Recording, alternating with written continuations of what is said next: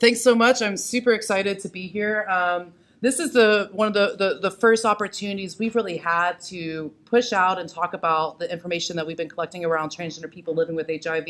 You're some of the first to see our full data sets. I'm really excited to be able to put this out here. And what I'm going to be kind of walking us through today is a little bit of information about how this information has been collected over the last few years, to talk about some of the challenges that we've had in collecting this information and being able to publish data on transgender folks who are living with HIV, and then looking at some of the health outcomes. Now, I'm primarily going to be focusing on our transgender community. I will be doing some comparisons throughout just to provide some context to understand how this community is doing in comparison to some of our other 4 priority populations. But the bulk of this will be about the transgender community. And for the sake of time, I'm going to kind of hold questions off until the end, especially if it's more of a kind of a big picture question. But if you do have a clarifying question, if there's a term that you don't quite understand, please feel free to jump in throughout, just so that we can make sure that we're all on the same page.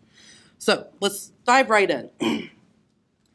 First and foremost, my surveillance team wants me to emphasize the fact that this is provisional data. So what does that mean? It means that this data right now, when we're going to be reporting on 2016 data, because that's the data set that we have currently available, is preliminary. So our 2016 data is preliminary, and it's going to even look different now than what it looked like maybe a few weeks ago. For those of you who have maybe seen me present some basic data around our trans community, it's already changing. And we'll talk a little bit about some of those kind of quickly moving changes that are happening because we're still working on cleaning up some of the files. So this data is preliminary. Our 2017 data set will be available beginning at the end of the summer, beginning of fall, and that data set will be considered more final and official. There won't be as much movement. We won't be pulling people out and then kind of putting them back in, and I'll talk a little bit later about how and why that's happened. So the data that we're going to be talking through, it still is undergoing the same quality checks that our cisgender people living with HIV, their case reports go through.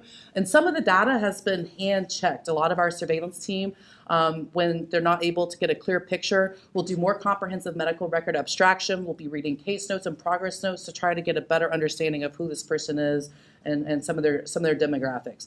So the biggest thing to take away from this is that we know that these numbers are likely undercounting the true number of people, the true number of transgender people who are living with HIV in the state, and we'll probably continue to see these numbers increase over the next few years as our data quality gets a little bit better around this.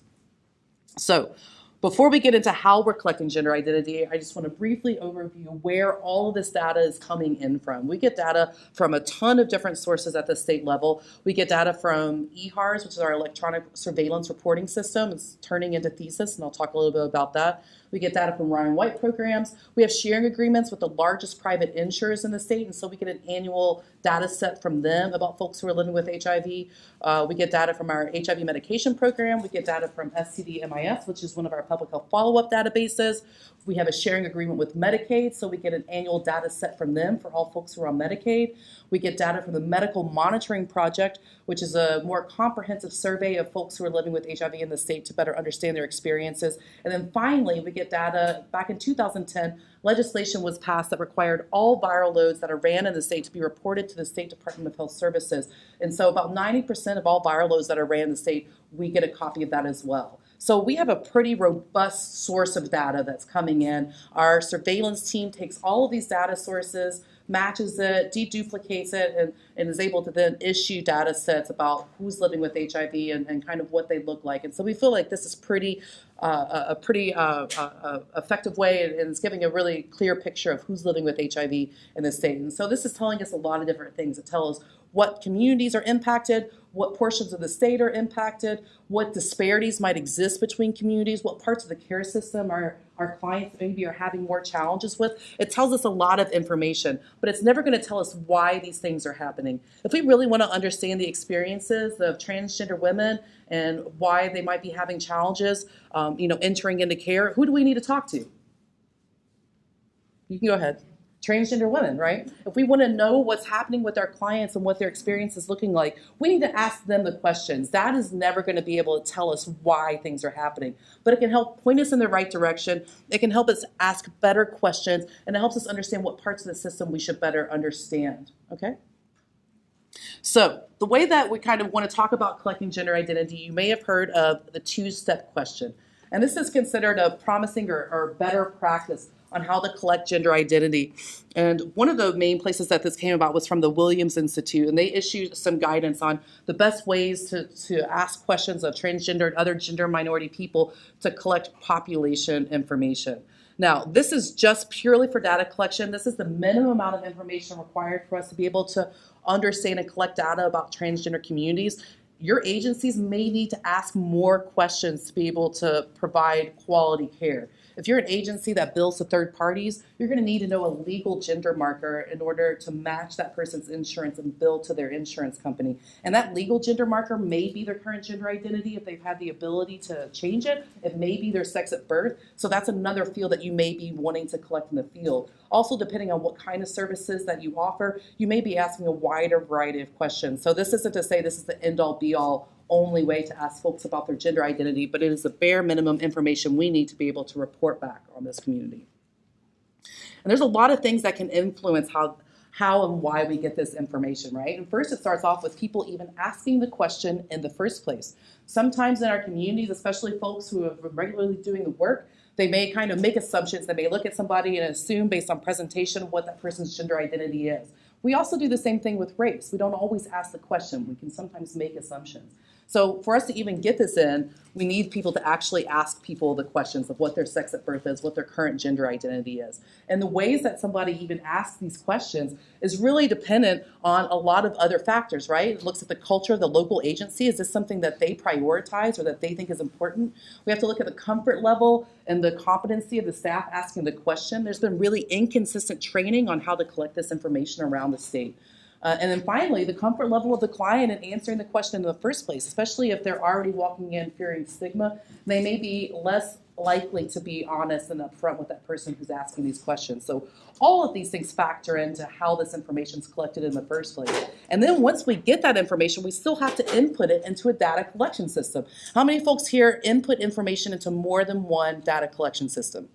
Right? And so there's a variety of systems that we're putting this information into. It looks a little different across all of those. So all of these factors influence how we're able to capture this information and how we're also able to report back on it. And so we're going to go through a little bit some of how this information is collected and what it looks like in the field. So this is a surveillance HIV case report form. This is one that's issued from the CDC. At the state level, it might look slightly different than this, but it's capturing the same information. And these are the fields that the CDC has given us in order to report information up about people who are living with HIV. So we can see here they've created these two categories, sex at birth and current gender identity, that somewhat matches with those promising practices we saw earlier. And this is how we're able to report information up and how we're collecting information on our primary surveillance case report form, which is kind of considered like the spine of all of our reporting about this, okay? So if a provider orders an HIV test, it goes to a lab, the lab has a positive result, they give that information back to the provider, they also send that information to surveillance. So sometimes it might be the diagnosing or ordering provider who's filling this information out, but most often it's usually local surveillance staff that are taking that information, putting this information into the case report form into our electronic system, and they're also cutting a record for DIS to do disease intervention specialists to also do partner notification and elicitation. So this is kind of where everything starts. And so this is also to say that the people who are collecting the information on this form often are not sitting across from the individual when they're collecting it. They're having to look at medical records and other information to try to fill this in. So the surveillance staff in the field aren't given the opportunity to even ask a person their sex at birth and current gender identity. If that wasn't done at the provider level, or if that isn't done at the lab, and most of our labs only collect binary sex, then we're kind of already starting off from a place of missing information. So once that information is collected, people either can send that information in on the form, or more often our surveillance staff use EHARS, which is the electronic HIV/AIDS reporting system. This is currently how we're collecting information about new HIV cases and also what we're using to report these cases to the CDC. We in Texas began collecting gender identity in 2014. So prior to this, the only information that we collected around any of this was just the one question asking sex at birth, and these were the three categories that folks had to be put into. Beginning in 2014, we opened up the gender identity field. So since then, we've been collecting information, both sex at birth and current gender identity. But you can see our data is really, really new. We're going to be able to see folks who were diagnosed prior to this because they were in other data systems. And again, we are hoping that we're getting most new diagnoses that have happened since 2014, but we already saw those influencing factors, and we know there's a lot of things that can impact how the information's collected in the first place. So we know we're not starting at 100%. Now, when this information gets reported to the state health department based in Austin on main campus, they take this information and do routine matches, and this is for everybody. They do routine matches, quality checks across all of our other data sources to confirm the information, to fill in some of the missing gaps. And they do this before they report it to the CDC. So these are all the databases that they're kind of looking at and matching with.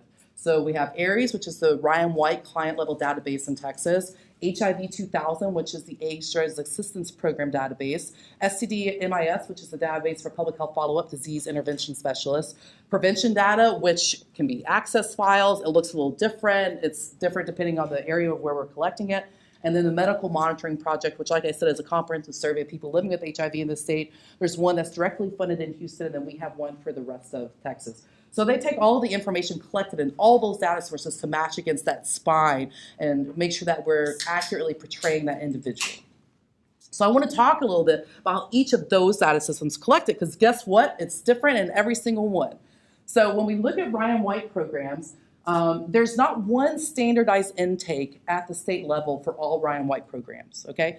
The way that folks' intake is done, the way their demographic information is collected can look different in each city, and within cities it may even look different at each agency, and it can look different across the parts. We have A, B, C, and D, right? So we know that there's not one consistent way this is being done. So I can't put up a file to show how it's being asked in the field, but this is how it's being input into ARIES.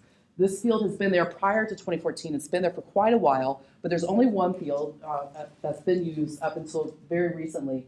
And so we can see it kind of matches what current gender identity looks like when we looked at the two-step question prior. So we're capturing male, female, transgender males, other, unknown, and client refused to report. So our next database that folks are looking at is HIV 2000. This is the internal database for the Texas HIV medication program. The only people who are entering information into this are Texas HIV medication program staff located in Austin, again on main campus. It's called HIV 2000 because guess when it was built? It was built in 2000. It's a DOS-based system. So the information they're collecting is on applications. This is a paper application that's done in the field, often by eligibility workers, but sometimes by other staff.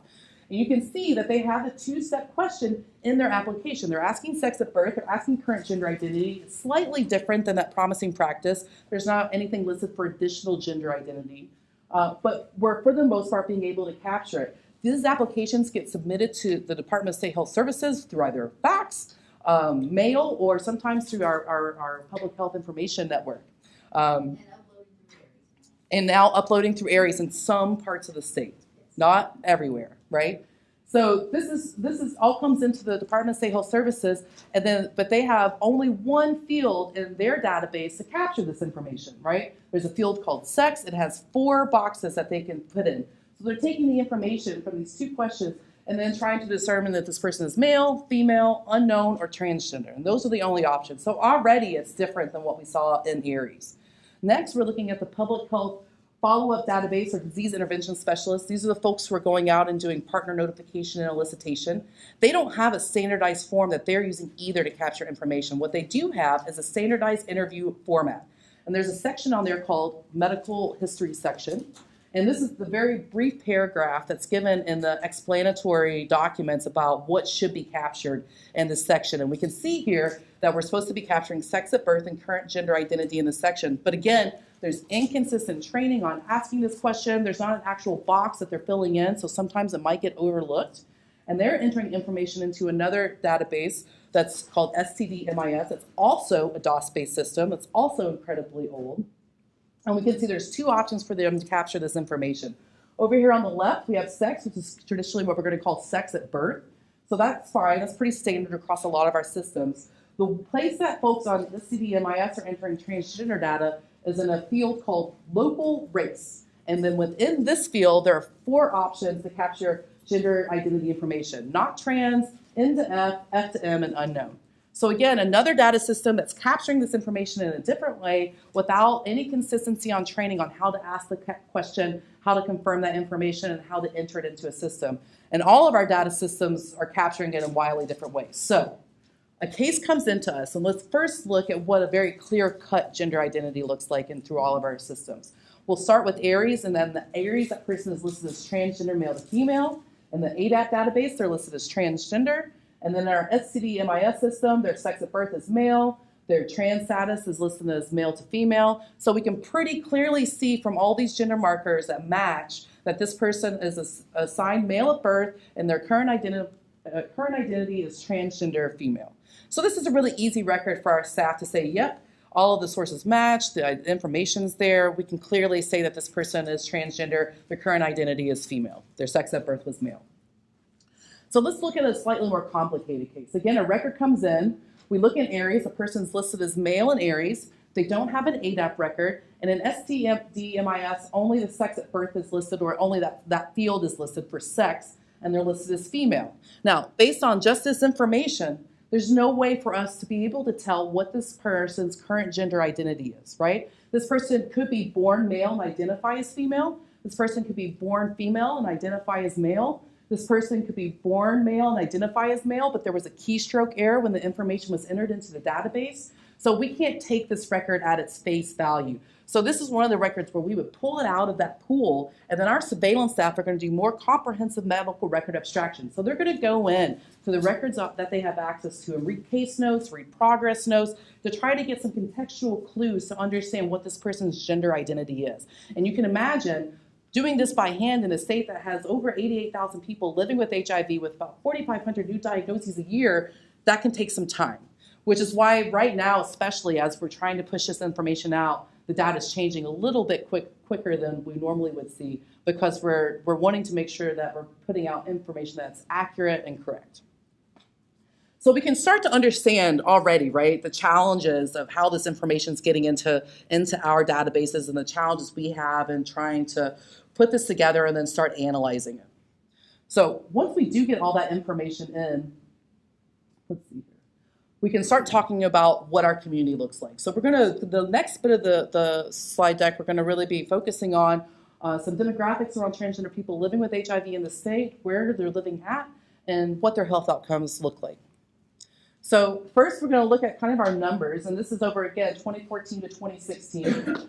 We see the majority of folks that are coming into our systems are transgender women. We do have some transgender men. The biggest number that's changed since the last time I presented this data is our numbers of transgender men living with HIV, and that's a set that the gender markers were unclear, like we saw in that prior slide, and those folks have been pulled out to make sure that we're correctly reporting on their gender identity. So in 2016, there were just over 600 transgender people that were known to be living with HIV. We see there's been a fairly steady increase over the last 3 years. This can't really tell us anything about trends. All this really tells us is that our data collection has gotten a little bit better each year, right? So when we look at race ethnicity, I'm going to start off with just comparing our women who are living with HIV and see the differences between transgender women and cisgender women. When we look at race ethnicity, for every 10 people living with HIV, every 10 women living with HIV, when we look at cisgender women, there are more Black cisgender women living with HIV compared to transgender women. And there's more Latinx transgender women living with HIV compared to cisgender women. But when we look at women overall, 80% of all women who are living with HIV are either Black or Latinx. And when we see how white women are represented, slightly larger numbers of cisgender women identify as white compared to transgender women. When we look at men living with HIV and do the same kind of racial breakdown, and remember, our transgender men numbers is really small, much smaller than transgender women. We only have 13 known transgender men living with HIV. So the numbers we're reporting, when we look at proportions, you kind of have to take it with a grain of salt because it's a really small sample size. But when we do comparisons of our men who are living with HIV, for every 10 people living with HIV, we see that Black transgender men, there are far more Black transgender men than there are cisgender men in our overall population. There's more Latinx cisgender men when compared to transgender men, and slightly more white cisgender men compared to transgender men. But again, the majority of our populations among men are coming from populations that are Black and Latinx. And when we compare our trans community together, we can see that 80% of trans people who are living with HIV in the state come from either Black or Latinx communities. So again, we're just starting to understand the layers of intersectionality that are impacting the way these folks are accessing healthcare. It's not just gender identity, it's also race and ethnicity. When we look at age, we're going to start looking at women living with HIV. When we look at age, we have transgender women on the left, cisgender women on the right, and already we can see that just about half of transgender women living with HIV are under the age of 35, and just about half of cisgender women living with HIV are over the age of 45. So this doesn't, again, tell us much about incidence rates or trends age-wise, but it does tell us about who's accessing our care systems. And when we're talking about transgender women who are living with HIV that are accessing our care systems, we're talking about a significantly younger population. So again, just another layer of intersectionality when we're talking about a younger generation and how they access care. It's another thing that could impact how they move through care systems. And we're going to see similar proportions when we look at men who are living with HIV. Transgender men are significantly younger compared to cisgender men. We have no known transgender men, for example, who are over the age of 55. And again, this doesn't tell us, because the numbers are so new, it doesn't tell us anything about trends on incidence rates, but it does tell us who's accessing the care system. And for both our transgender communities, we're talking about a significantly younger population who's coming in and trying to access and move through care. And then one of our other big categories in which we capture information on those case report forms is mode of transmission. And mode of transmission is a really challenging category to talk about for all of our communities, right? It doesn't explain how, it only explains how someone acquired HIV, period. It is a snapshot in time. It does not define or imply sexual orientation. It doesn't define or imply current risk. And we're using CDC-defined categories to capture this information, which are inelegant and slightly inaccurate in helping us really understand how all of our communities are acquiring HIV. So in order for us to, and when we look at these, we can see we have categories that are men who have sex with men, heterosexual, men who have sex with men, and are injection drug users, and injection drug users. When we talk about our transgender community, what box of these are we putting them in? Are we basing this on current gender identity? Are we basing this on sex at birth? It gets really complicated, and even that doesn't help us really understand what's going on and what activities are perhaps putting them at risk, right? So, and it's also providing information in a way that's pretty stigmatizing. If you tell a transgender woman that you're putting her in an MSM box, you're kind of telling her that you're not affirming her identity or respecting who she is. So for reporting and moving forward, the way that we're going to kind of talk about these categories to make it slightly clearer for now, is we're going to put MSM and heterosexual together in a sexual transmission category. Our MSM IDU, we're going to call sexual transmission of people who inject drugs. So again, this is a person who could have acquired it through either means. IDU, we're going to call person who injects drugs. And then we're going to put pediatric and adult other together as all other, just to kind of make it a little bit clearer. So when we look at all of our communities who are living with HIV, we've got cisgender men and transgender men at the top, cisgender women and transgender women at the bottom. First off, all the people living with HIV in the state of Texas primarily acquire HIV through sexual transmission. And when we're looking at sexual transmission with all these categories, we're more explicit. The majority of these folks are also acquiring HIV through sexual contact with a cisgender man. So that matches for all of our categories: cisgender men, cis women, trans women. We can start to see some of our other categories, and one of the things that might stand out, and again, our transgender men community is pretty small, so we don't want to take too many leaps, but we have a slightly higher proportion of transgender men who are acquiring HIV through injection drug use. Now, we don't know if that is illicit drug use or if that is injecting of hormones, but again, it's an area that we probably want to try to explain or understand a little bit more in trying to understand this community. Okay, what else? And then finally, we're going to have a couple more things. We're going to look at geographic region. When we look at where our transgender folks are living around the state, it mirrors what our overall HIV epidemic looks like geographically. Our largest proportions are going to be in Houston and Dallas, followed by San Antonio, Austin, and Fort Worth. Our East Texas corridor is going to come in next, and then our U.S.-Mexico border kind of rounds out geographic region. And then beyond that, we have Texas Department of Criminal Justice, Immigrations and Custom Enforcement detention centers, and federal prisons. And so even just looking at these kind of last three regions of the state, we can start to understand the challenges that a transgender person who's living with HIV could face being in a detention facility, right? And then finally, one of our more robust data sources for talking about gender identity is our Ryan White system. And so I just wanted to give a brief slide just to talk about what we know about folks who are accessing Ryan White. Over half of our transgender community has accessed at least one Ryan White service in 2016. There were 341 transgender people who received Ryan White. The racial ethnic breakdown looks pretty much the same when we look at our overall transgender community. The one difference is when we start looking at cities. Houston is still the largest city for folks who are transgender folks who are living with HIV who are accessing Ryan White. But then we see a flip with San Antonio and Dallas. And San Antonio, while it is a smaller community than Dallas, there's more folks in San Antonio, more transgender folks in San Antonio who are accessing Ryan White services. Do you have a question, Dr. Kaiser? I was just curious how all of these sort of mirror the overall number of people living with AIDS in these areas. It's going to be pretty similar. It's going to be pretty similar. So after we get through our big five, our actual next largest region of folks living with HIV in the state is going to be the Texas Department of Criminal Justice. So it's just over 3,000 people living with HIV and TDCJ.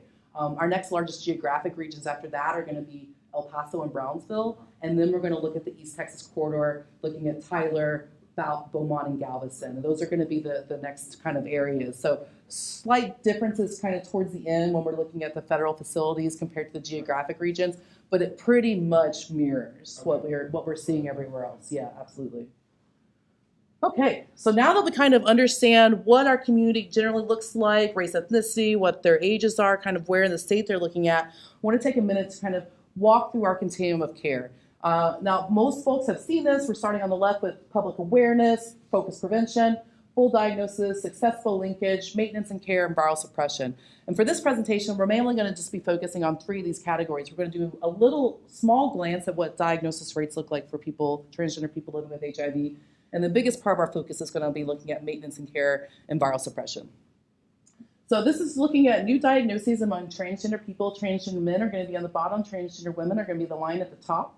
And again, we see in 2014 a really sharp spike in the number of transgender women who were identified as having a new diagnosis. Now, like I've mentioned before, this can't tell us anything about incidence rates. What this tells us is that in 2014, when we started collecting the information, that each year we got better at collecting that information. That's really what this is kind of telling us more than anything.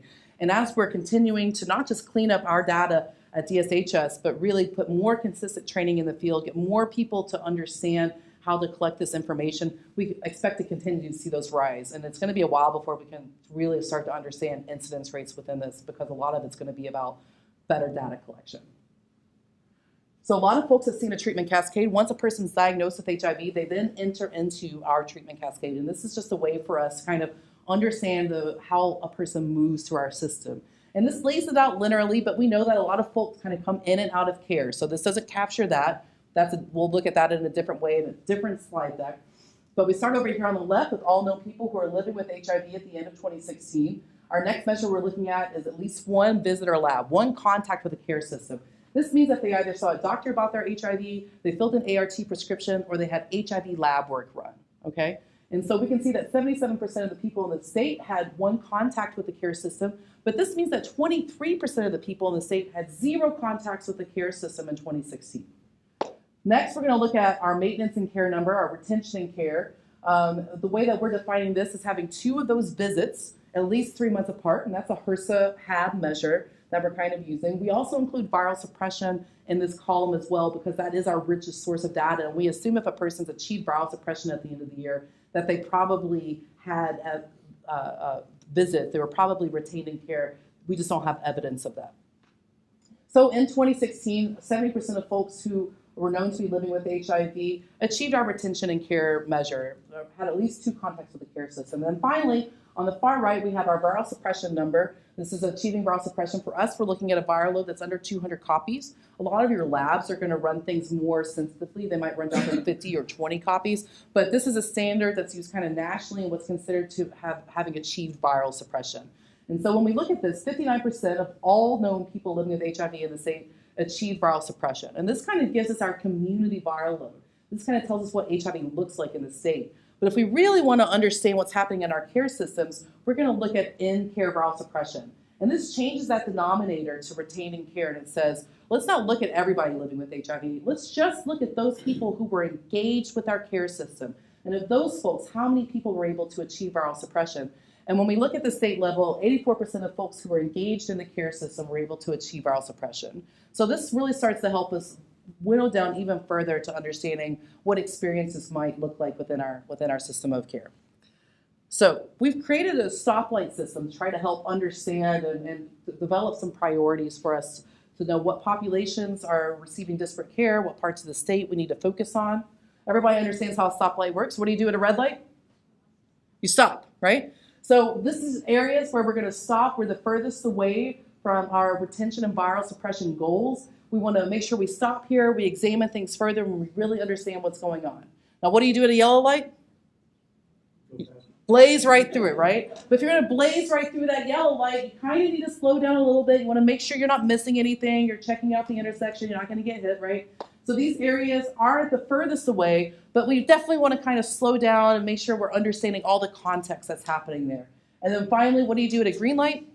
You go for it. And this is areas that are reaching our goals. And these are in short-term goals in our current plan, where we see that modeling says if we get 85% of folks to achieve retention and care, and of those, 80% achieve viral suppression, we should start to see a decrease in new diagnoses and new incidents in our communities.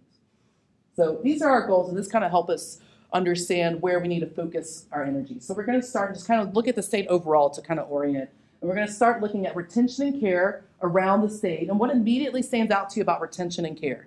Is anybody in the state achieving our goals? No. There's not one region in the state that's achieving our goals for retention and care. We can see our border areas along the Texas-Mexico border and some of our East Texas border. Those are areas that we really want to stop and understand, explore further. We know that El Paso, Brownsville, Galveston, and Beaumont all have higher morbidity. So these are definitely areas that have the numbers and have fewer opportunities for folks to achieve retention and care. So we want to stop and really just try to understand what's happening. Remember, data doesn't tell us why this is happening. It just tells us where we should start asking questions. When we look over here at in-care viral suppression, we see that for the most part, in most parts of the state, once we're able to create the right opportunities for folks to achieve retention and care, our systems do a pretty good job at creating the right opportunities for folks to achieve viral suppression for the most part. There's a couple communities that still are on the lower end that we want to kind of stop and really understand what's happening all the way through the care system. But overall, once we get folks into our care systems, the right opportunities are there generally. But if we only look overall, we're going to miss to see if there's any inequities within our system. So we really want to look within what we consider our priority populations to better understand how they're accessing and moving through a care system. So we're going to start off and just look at treatment cascades for transgender women and transgender men. We can see with our retention and care numbers that we're about where the state is. The state averages 70%. These numbers look pretty similar to what we would see around the state. Nothing kind of out of the ordinary. Transgender women have slightly more opportunities to achieve retention and care compared to transgender men. But again, our transgender men numbers are really low, so just a couple people will really throw that percentage off. What I really want to bring our attention to is looking at in-care viral suppression. And now we saw at the state level that pretty much every region of the state was able to achieve in-care viral suppression. And when we look at our priority populations at the state level, all of our other priority populations can achieve our goals for in-care viral suppression. But when we look at transgender women and transgender men, both of these communities have far fewer opportunities to achieve viral suppression, even when they're engaged in a care system. So that tells us we really need to understand what's happening with this community all the way through to them achieving viral suppression to see what's happening that they're not able to do that. So I wanted to take a step back and try to start sorting through some of our communities to see what our transgender community looks like and what their health outcomes look like in different parts of the state. Now, we saw earlier that our transgender men number is too small to really look around the state, so we're mainly going to be focusing on transgender women. And we know that race ethnicity can have an impact on how folks are accessing and accessing a care system. We know that institutionalized racism and sexism can really create barriers for some folks. And because Black transgender women and Latinx transgender women are equally distributed and have our largest numbers, we're going to compare these two populations at the state level in a few different communities where we have large enough data to publish. Now, you'll often see us reporting things and the 5 cities. And you'll notice that Fort Worth is left off here. And it's not because we don't care about Fort Worth. It's because at this point, their numbers just aren't quite large enough for us to put in to do a match comparisons. Does everybody understand that? That makes sense to everyone? Okay. So again, this isn't the end all be all of what we're going to be presenting and publishing about our trans community. We'll have more information coming out. But we see that in Houston and Dallas, those 2 communities have larger proportions of Black transgender women compared to Latinx transgender women. In San Antonio and Austin, we're going to see large proportions of Latinx transgender women compared to Black transgender women. And we're going to start walking each of our communities through our retention and care and our in-care viral suppression and kind of understand where our challenges lie. So each of these bars represent ranges of rates of retention for all of our priority populations. We're going to start by looking at our transgender women. Then we're going to see how they compare to cisgender women that are in our priority populations. And then we're finally going to throw up the rest of our priority pops just to kind of give some context to how these folks, what opportunities are there for our transgender communities. So we're going to start off with Black transgender women. We can see, like we saw earlier, overall, Black transgender women in general, we're about at the state average for achieving retention and care. And we see that mirrored here. Now remember, San Antonio and Austin have smaller numbers of Black transgender women, so that might take into account why their numbers look a little bit higher. But we can see at the base level that our community that has the fewest opportunities for Black transgender women to achieve retention and care is in Dallas. When we look at Latinx transgender women, we see that their retention rates are much higher. They're almost at the top of the bars for all of our areas, right? We can kind of put it together and we can already start to see, even with a community that's vulnerable, that adding just another layer of intersectionality on, we start to see them pull apart and we start to see disparities in care, right? And we can look at this and we can say, it's not because Latinx transgender women care more about their health. There's something happening in our systems of care consistently across that's generally creating more opportunities for this community just than compared to Black transgender women to achieve retention and care, right? So let's put our Black cisgender women up just to kind of, again, get a better sense of context, right? When we're understanding how women are experiencing care in the state, particularly women who are more vulnerable and often have more disparities in care. And when we look at Black cisgender women in the state, they're around the state average in Houston and Dallas, a little bit higher in San Antonio and Austin. Again, communities that have slightly smaller proportions of Black cisgender women, period. And we can kind of see that, like our other communities, Black cisgender women and Black transgender women have similar outcomes, meaning they're getting kind of the same opportunities or similar opportunities. We're seeing similar disparities when compared to the Latinx community. And then finally, I just kind of want to throw all the remaining 3 of our priority populations up just to get an overall sense of where our priorities and focus really needs to be heading, where we need to start understanding better the experiences. And we can see that Black transgender women and Black MSM across communities, particularly in Houston, Dallas, and San Antonio, have the fewest opportunities to achieve retention. So if we really want to increase retention rates overall in the state, these are the communities that we want to start better understanding their experiences. And if we're able to adapt our systems to meet their needs, we'll probably see retention rates overall come up. These are also communities, because when we look at Black MSM as well, we also see the Black, gay, bisexual, and other men who have sex with men also tend to trend younger. So these are also all probably slightly younger communities too. Okay. The next I want to look at in-care viral suppression. Already we can start to see the disparities are getting even broader when we look at in-care viral suppression. We're going to walk it through in the same way. We're going to start with Black transgender women. And when we look at this, what kind of stands out to you about what stands out to you about Black transgender women and in-care viral suppression? What area has the most opportunities? San Antonio, right? So again, while their numbers might be smaller, it could be a place that we start to look to try to understand what's happening different in those care systems. How are they engaging differently with those clients that's creating more opportunities for Black transgender women in San Antonio to achieve in-care viral suppression. And again, when we're looking at other communities, we can see that in Houston and Dallas, which have our largest populations of Black transgender women, they have the fewest opportunities to achieve in-care viral suppression. We're going to put our Latinx transgender women up next. And what kind of already stands out to you about in-care viral suppression for Latinx transgender women? What areas do they have the most opportunities? Dallas and Austin. And especially, because we're seeing a larger number of folks in Dallas, period, there's something happening in Dallas. Latinx transgender women in Dallas have the most opportunities to achieve in-care viral suppression. 90% of actually it's a little bit higher, probably about 92% of all Latinx transgender women in Dallas who are retaining care are achieving viral suppression, which means there's something really promising happening in Dallas with this community as well. Sometimes we get a little bogged down in the negatives, and so we want to make sure to highlight the areas that are doing something unique. And again, when we start to put these communities together, that we see across most of our areas, while there are a few standouts, our transgender women all together are having the fewest opportunities among most of our populations to be able to achieve viral suppression, even when they're retained in care. We're going to add up our cisgender women, cisgender Black women again, just to, again, understand kind of some context. So while across all of our regions, Black cisgender women are reaching our in-care viral suppression goals are much higher when we look at an area like Austin. We see that they're, for the most part, higher than transgender women. There's more opportunities for cisgender women to achieve in-care viral suppression when compared to transgender women.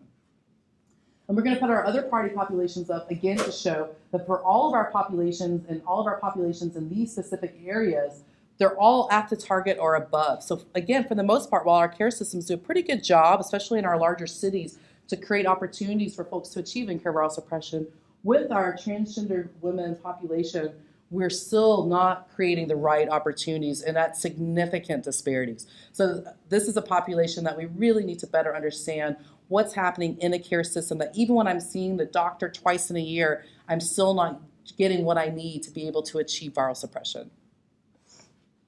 And we can start to understand some of the factors that may go into this. So in 2015, the National Center for Transgender Equality did the first and largest comprehensive survey of transgender adults living in the United States. So this is all transgender people, not just transgender people living with HIV. And they did had a pretty robust source of data that came in through this, that they were able to develop state-level reports on this. So this is pulling from the Texas State Report on transgender people living in Texas to kind of understand their experiences. And there's a lot more information in there. I have a link later for y'all to kind of access and look through it a little bit further. But I just want to pull out a couple issues that we know have immediate impact. So first, just looking at identity documents.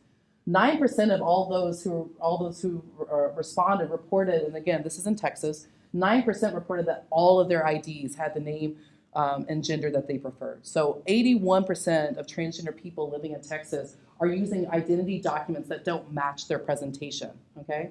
And 32%, or 1 in 3, reported harassment, assault, being denied services, or being asked to leave when the name or gender on their ID did not match their presentation. So we're already seeing that just that document is creating challenges for this community in the state and is putting another barrier in front of them for when they're trying to access care, especially if you think about folks who don't have insurance and having to go to a doctor and they present and identify as female, but their gender marker on their ID says male, and they're dealing with a front desk person maybe who's refusing to acknowledge their status, their identity. When we look at healthcare, 20% experienced a problem in the past year with their insurance related to being transgender, such as being denied coverage for care related to gender transition, and more importantly, being denied coverage for routine care just because they were transgender. And we've heard stories around the state of transgender folks who were just trying to access mental health care for depression, completely unrelated to their gender identity, and were refused service because that provider said they didn't know how to work with trans people. And it had nothing to do with their gender or their identity. It had nothing to do with any of that information, but they were still refused care. And this happens over and over and over around the state and around the country. 22% of transgender people in Texas said that they did not see a doctor when they needed to out of fear of being mistreated as a transgender person. So already, and we can imagine what this looks like for folks who are maybe at increased risk for acquiring HIV, already there's another barrier being put between them and getting into and accessing the health care that they need, because already starting out with this perception of fear of stigma. And then finally, 30%, or again, almost 1 in 3, who saw a health care provider. So of those who actually saw a doctor, the 78%, 30% of those reported in the past year having at least one negative experience with that care provider related to being transgender. And all of us know sometimes when we interact with the system, a healthcare system especially, one bad experience could sour me on that whole system. I could have one doctor who maybe even was just having an off day, or one provider who was being rude to me, and that might put me out of even wanting to ever access care again. And when we're talking about a population that's dealing with a large host of vulnerabilities, this is even more imperative that we try to understand that. So again, there's a lot more information in the survey to go into a lot of the challenges this community faces, and specifically in Texas, and I would encourage you to read it, but we can just see from these 5 facts things that specifically influence transgender people getting tested for HIV in the first place, and then once they're diagnosed with HIV, accessing care. So what's the future? Where are we kind of moving to? So the future for us on the collection and reporting side, for collection, we're going to be rolling out a new surveillance system. So EHARS is going to be replaced. We're going to be rolling out Thesis, which is the TB, HIV, STD integrated system. The TB module is already in use. They're going to be rolling out the STD module in June, so next month of this year. And then in 2019, they're going to be rolling out the HIV module. So that slide we saw earlier with that really messy way of sex and local race being used to capture sex at birth and current gender identity, that database will no longer be used after 2019. All those folks will be using Thesis to report information, and that information has the 2-step question field to capture that. So already just changing to a different data system is going to help us clean up our data a little bit. And we've been working with our partners over in Public Health Follow-Up to try to put out more training on how to appropriately collect gender identity and how to create more affirming environments in their agencies so that folks feel comfortable even coming in and engaging with those services. And then finally, on data reporting, we're going to be putting out data reports on the transgender community like we do with all of our other priority populations. So we're finally going to be bringing in transgender folks and talking about them in the same way that we do Black cisgender women, Black men, cisgender men who have sex with men, Latinx cisgender men who have sex with men, and white cisgender men who have sex with men. So all of those folks get MMP fact sheets, that Medical Monitoring Project. There's fact sheets that are distributed about those communities. We'll be issuing those for the transgender community as well for both Texas and Houston. We've been creating population profiles for all of our priority populations, and so we'll be creating a population profile for this community as well. And then a lot of y'all are familiar with the state and regional data sheets that we publish each year around data, and we'll be including the transgender community in those data sheets as well whenever there's a population large enough for us to report on. So basically what you're going to see kind of moving forward and with our 2017 data set is that the transgender community will be highlighted in all those reports in the same way that all of our priority populations are, because we know that it's important for folks to feel validated and counted. And we know that data often drives funding as well. And so we want to make sure that we're putting as much information as we possibly can in the most accurate way out. And it's been unfortunate that we haven't done it prior to this, but now we're able to do that. And so we should see more data coming up. And like I said, we'll probably start to see sharp jumps in these numbers. Most of it's going to be related to better data collection. And then here's some resources I kind of mentioned earlier. Here's our transgender survey that I've pulled information from earlier. These other organizations are national organizations that have a lot of information and resources about working with the transgender community, including some trainings and some other resources around that, best practices for how to work with this community, especially in best practices on how to train your staff to be able to accurately and affirmatively work with this community. And then finally, I wanted to put out a thank you to the staff of the Department of Health Services. This data set didn't happen overnight on its own. It was because of all of these folks who put in a lot of work. These are some of the folks in our surveillance department who are hand combing through records, reading case notes and progress notes because they want to accurately reflect this community. And none of this would have happened without the Texas HIV Syndicate. It's because of the tireless advocacy of our statewide planning body that we even started collecting gender identity in the first place, and why we're now publishing and reporting data on it. And none of this would have happened without the past and present members of the Texas HIV Syndicate. So I want to make sure to really highlight the work that they've done, because it's because of them that we're able to really accurately start reflecting the experiences of this community, and hope to continue to improve. So that's kind of the end of my slide deck. Are there any comments or questions? Yeah, go ahead, Dr. Kaiser. How would you advise us to teach providers to ask the questions? Because there's different levels of comfortableness and uncomfortableness, and sometimes on both sides. Absolutely, on both sides. And I think a lot of it is, it's just there's some trainings out, and if you look through those links, there will be trainings within some of those links, but I can send you a very specific training module that the Williams Institute developed that talks about a lot of the questions, because when you talk to providers, what you hear most often, I think, and correct me if I'm wrong, that they're afraid that their cisgender patients will feel uncomfortable if they start asking them about their gender identity, Right. that it's that community. And when you look at the research, that's just not what it shows. Right. You know, and so I think it's really getting folks to understand that you're not going to be offending cisgender people by asking everybody. And it's the same way that you ask people about sexual activity, or you ask them about drug use, or you ask them about other things that sometimes providers may find uncomfortable. Or they may really they have the perception that the client would be uncomfortable, and it's kind of setting it up in the way of, you know, we ask this of everybody. It's just the way we need to better capture information on this. And another place that we need to do better training on providers for asking questions is around race ethnicity. That's another field that's often assumed based on presentation without asking. And so I think it's just continuing to build up competencies with our providers on understanding why this is so important to ask people. You know, because there's a lot of things that you need to understand. You know, a transgender man may present as what society typically thinks of as male. And if I don't ask the question, I may assume that that person has a penis and a prostate and not a vagina. And that would change the services I may offer that person, right? I may not offer them a pap smear. I may try to offer them a prostate exam when it's not appropriate. You know, and so there's a lot of reasons why it's important to kind of capture all of this information. And I think that's kind of where we start. So one of the other things is that I've noticed in the data collection, it doesn't address the issue of pre-op versus post-op.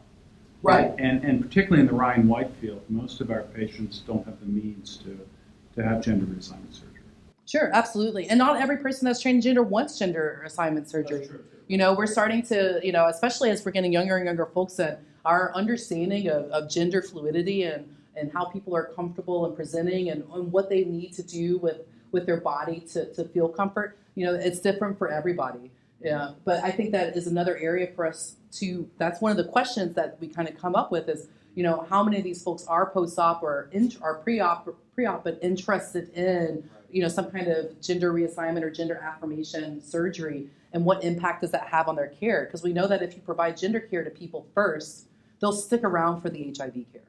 And that's what studies have shown us. And when we look at clinics around the state that are starting to do this, that's what we see, that when you take care of a person's primary priorities, they'll stick around to maintain other health systems. And that's for everybody, not just transgender folks, but transgender folks definitely have some more specific needs around their gender care that could definitely bring them into an agency and help them stick around, because they're often not getting that in other places. Do you have a question, Sam? In relation to the data that you're collecting, has there been any drill down to see if the use of hormones and the prescribing of hormones has any relation?